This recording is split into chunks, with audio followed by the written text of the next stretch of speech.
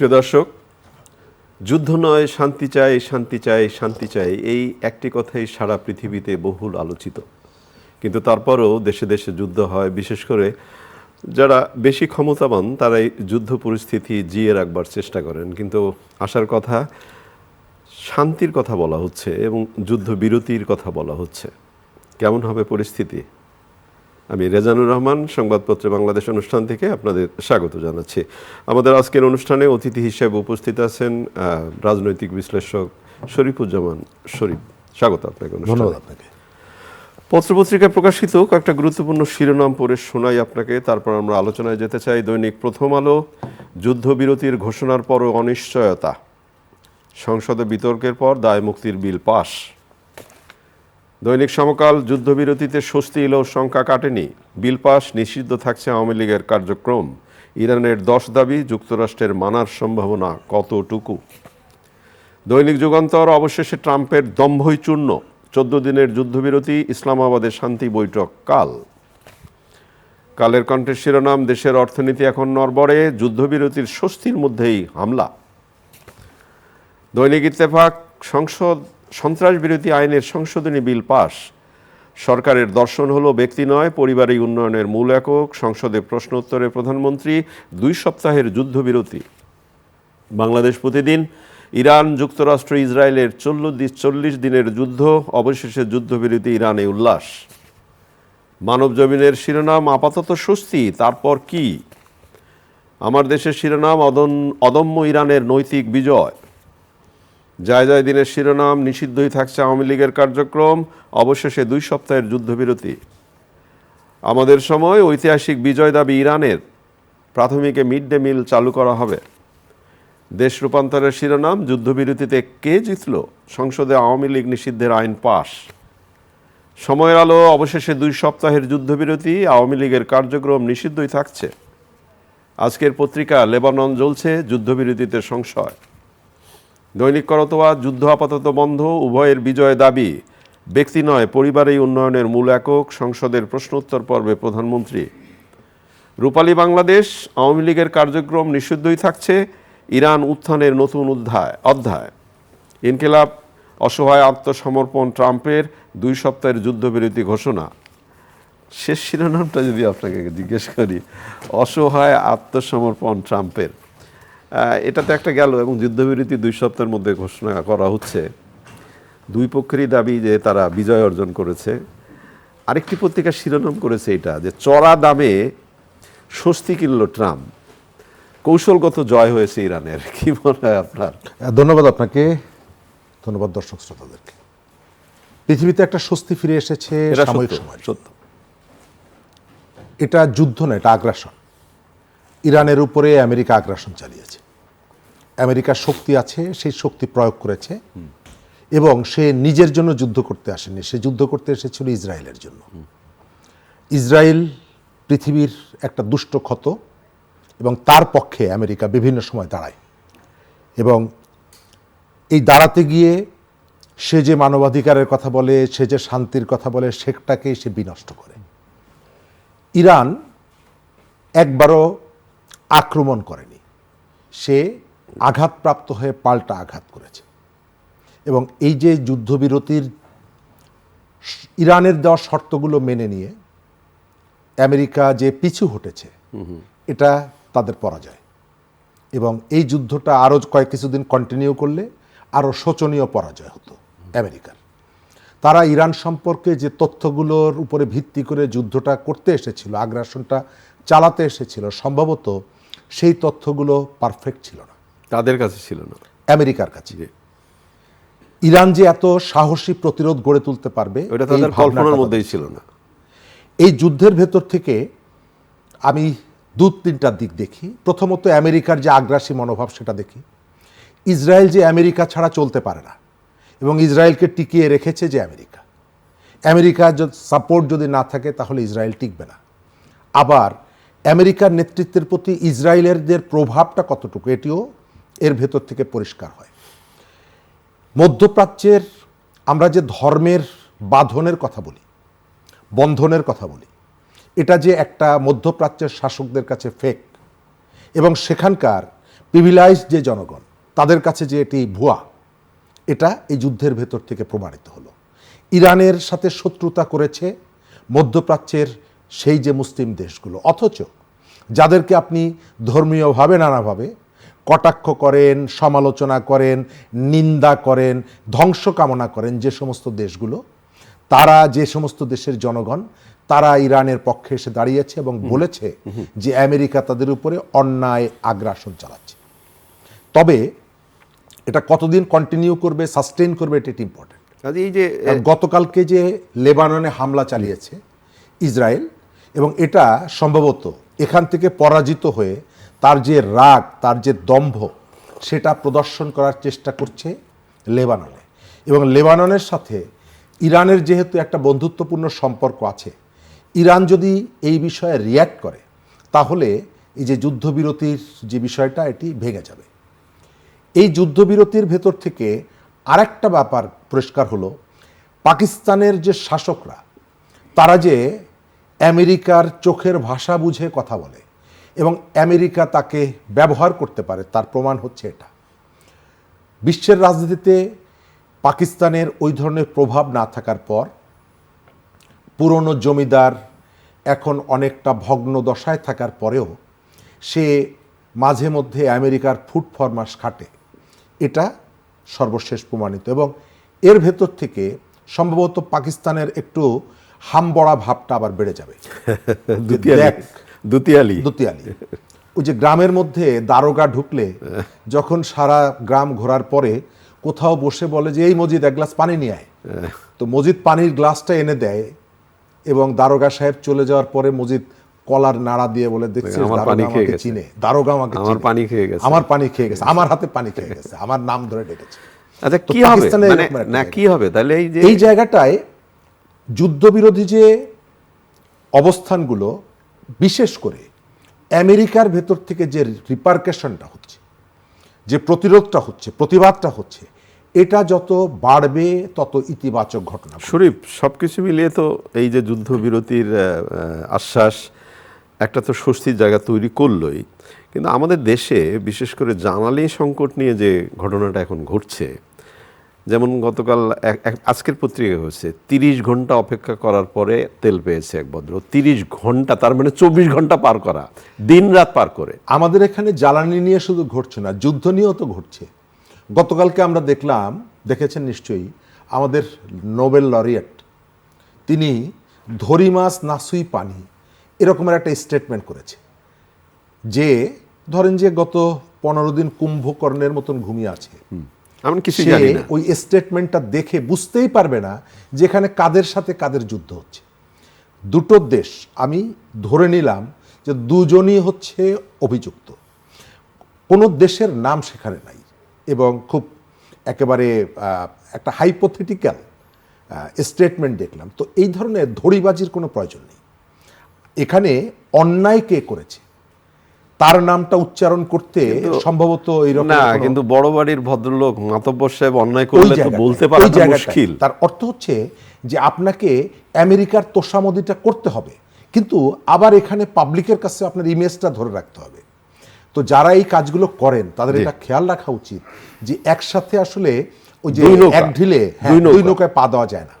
এবং তিনি একটা ওপিনিয়ন ক্রিয়েট করতে পারতেন, তার সেই আন্তর্জাতিক যোগাযোগ যতটুকু আছে, তার ইমেজটা সাম্প্রতিক সময়ে যথেষ্ট ক্ষুণ্ণ হয়েছে রাষ্ট্র পরিচালনা করতে এসে, কিন্তু তারপরে ভূমিকাটা রাখতে পারতেন। কিন্তু কালকের বিবৃতিটা, এটা বিভিন্ন মিডিয়ায় এসেছে বলে বললাম, এবং এটি একেবারে হাস্যকর। আমরা একটু অন্য প্রশ্ন, বাংলাদেশের তেলের ব্যাপারটা যেটা বলছেন, এটা ব্যবস্থাপনা ত্রুটি, এবং এই ত্রুটিটার দায় হচ্ছে রাষ্ট্রের, সরকারের। আপনার এখানে সাপ্লাইটা সাফিসিয়েন্ট, তাহলে না, আপনি কেন এই প্রসঙ্গটা তুললাম, যে এই যে তেল কেনা বা তেল গাড়িতে নেওয়ার জন্য যে দুর্ভোগটা পোহাতে হচ্ছে, এইটা না আসলে অপসারণ অবশ্যই। আপনি যদি একটা পেট্রোল পাম্পের সামনে দেখেন, খুবই দুর্ভোগ। শুধু পেট্রোল পাম্পের সামনে না, ঢাকায় এলিফ্যান্ট রোডে, জি, সেখানে একটা পেট্রোল পাম্প আছে, এবং এই পেট্রোল পাম্পের জ্বালানি নেওয়ার জন্য গাড়ি এবং মোটরসাইকেলের লাইন নীলক্ষেত অতিক্রম করে।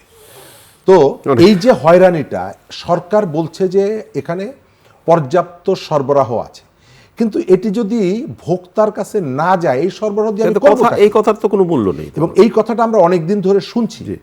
এবং এক শ্রেণীর অসাধু লোক আমাদের দেশে, আপনি দেখছেন যে চালের গোলার নিচে সেখানে তেলের খনি, আপনি যেখানেই যাবেন সেখানেই তেলের খনি, চায়ের দোকানদার থেকে শুরু করে যে পারছে সুযোগ করছে, কিন্তু এটাকে তো শক্ত হাতে আপনাকে দমন করতে হবে। অনেক ধন্যবাদ। শেষ পর্যন্ত আওয়ামী লীগের কার্যক্রম নিষিদ্ধই থাকছে, সংসদে বিল পাস। এটা অন্তর্বর্তী সরকারের যে অধ্যাদেশ, সেই অধ্যাদেশকে আইনে রূপ দিল বিএনপি। যদিও বিএনপি এই অধ্যাদেশটাকে দিয়ে রাজনৈতিক দল নিষিদ্ধ করাকে অনৈতিক বলেছিল, এবং গতকালকে বেশ নাটকীয় ঘটনা ঘটেছে। আওয়ামী লীগের বিরুদ্ধে অধ্যাদেশ দিয়ে তাদের কার্যক্রম নিষিদ্ধের জন্য এনসিপি, জামাত সহ যারা মিছিল করেছিল, প্রথম যমুনার সামনে অবস্থান করেছিল, তারা আবার শেষ মুহূর্তে এসে বলল যে ধীরে, একটু ধীরে, আমরা একটু বোঝার চেষ্টা করি। আমাদের এখানে রাজনীতিটা তো একটা রঙ্গমঞ্চ, হাওয়া কি বদলে গেছে? হাওয়া বদলে যায় আর। আচ্ছা, রাজনীতিটা একটা রঙ্গমঞ্চ। তবে এটা সত্য, বাংলাদেশে আওয়ামী লীগ এবং বিএনপি এটা রিয়েলিটি, এটা বাস্তবতা। আওয়ামী লীগ বহু চেষ্টা করেছে বিএনপিকে কোণঠাসা করে নিশ্চিহ্ন করতে পারেনি। আবার আওয়ামী লীগের অপরাধ আছে, আওয়ামী লীগ একেবারে দুধে দোয়া তুলসী পাতা না।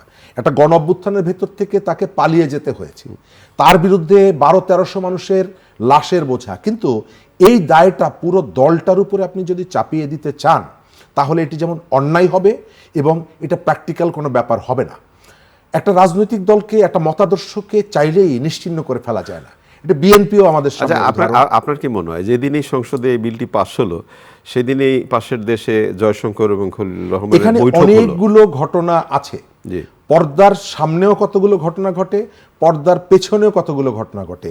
যেদিন আপনি আওয়ামী লীগকে নিষিদ্ধ করছেন আইন পাশ করে, ওই দিনই আবার আপনি জুলাইয়ের ঘটনায় কোনো বিচার হবে না সেটি বলছেন। জুলাইয়ের ঘটনার বিচার করবে কে? জুলাইয়ের পক্ষের তারা তো ক্ষমতায় বসে আছে। তাহলে আপনি ধরে নিচ্ছেন জুলাইয়ের বিপক্ষে যাদেরকে আপনি পরাজিত করেছেন, তারাও হয়তো কখনো না কখনো ফিরে আসতে পারে। এর ভেতর থেকে আপনার মনের ভেতরে যে একটা শঙ্কা আছে, এবং আওয়ামী লীগ শক্তিশালী হবে আওয়ামী লীগের কাজের ভেতর থেকে না। গত 1.5 বছরে আপনি তাদের মধ্যে কোনো রিয়ালাইজেশন দেখবেন না, তাদের মধ্যে কোনো ধরনের আত্মশুদ্ধির কোনো তাগিদ নেই। তারা এখন পর্যন্ত একে ধরবো, তাকে মারবো, আমাদেরকেও মাঝে মাঝে এসে ধমক টমক দেয়, গালাগালি টেলে, হ্যাঁ করে। কিন্তু বাস্তবতাটা হচ্ছে যে এগুলোর পরেও এই সরকার বা যারা এখন রুলিং ক্লাস, তাদের ব্যর্থতার যে পাল্লা, এটি যতই ভারী হবে, এর ফলাফলটা আওয়ামী লীগ ভোগ করবে, আওয়ামী লীগের কাছে যাবে। সুতরাং আপনি আইন করে আওয়ামী লীগকে নিষিদ্ধ করতে পারবেন, কিন্তু খাসলত যদি পরিবর্তন না করেন, খারাপ কাজ যদি বন্ধ না করেন, তাহলে এটা যাবে আওয়ামী লীগের পক্ষে। আর রাজনৈতিক দলকে এইভাবে, এটি জামাতের ক্ষেত্রে যখন ঘটেছিল একইভাবে প্রযোজ্য ছিল, আজকেও একই কথা প্রযোজ্য। এটা যদি ভবিষ্যতেও কারোর জন্য ঘটবে, কারণ বাংলাদেশের বড় যে 3টি দল, তার 2টো দল গত 2 বছরের মধ্যে নিষিদ্ধ হলো। আওয়ামী লীগ নিষিদ্ধ করেছিল জামাতকে, আবার জামাত বিএনপি এসে নিষিদ্ধ করলো আওয়ামী লীগকে। সামনে যারা আসবে তাদের মাথার উপরে এই যে খড়গ যে নেমে থাকবে না, ঝুলে থাকবে না, এটা বলা যায় না। মানে ইতিহাস পুনরাবৃত্তি হয় এখানে। একেবারে অন্য একটা প্রসঙ্গে আসতে চাই আপনার কাছে, যে ক্রিকেট নিয়ে আমাদের এই দেশে ধরেন নিষিদ্ধ অনিষিদ্ধ আওয়ামী লীগ, বিএনপি, জামায়াত, ক্রিকেট খেলা কিন্তু সবাই মিলে একসাথে দেখে। এইখানে কিন্তু কোনো বৈষম্য আমরা দেখি না। কিন্তু আমাদের ফেডারেশনে যে ঘটনাটা ঘটলো, যেমন ধরেন আগের যে সভাপতি ছিলেন, তিনি দলীয় কাজে, মানে প্রাতিষ্ঠানিক কাজে এক জায়গায় গেছেন, এসে দেখেন তার চেয়ারটি আর নাই।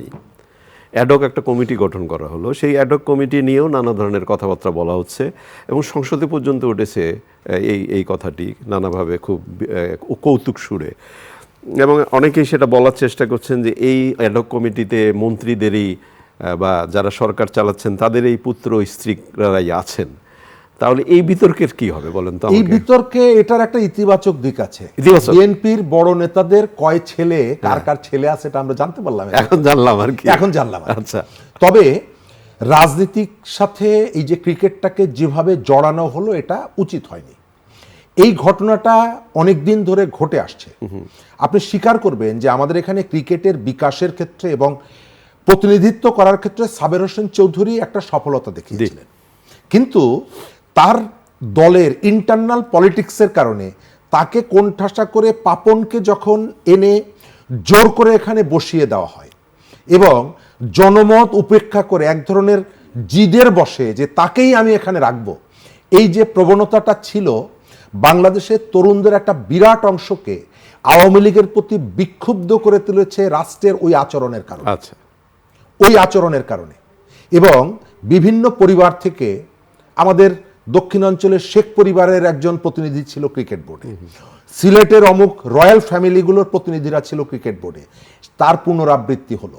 এবং এই যে ঘটনাটি, এর ভেতর থেকে বিএনপি কোনো রাজনৈতিকভাবে লাভবান হবে না। যাদের পরামর্শে এটি হয়েছে জানি না তারা দলের কোন কোন জায়গায় আছে, তবে এর একটা নেগেটিভ প্রতিক্রিয়া তাদের দলের উপরে পড়বে।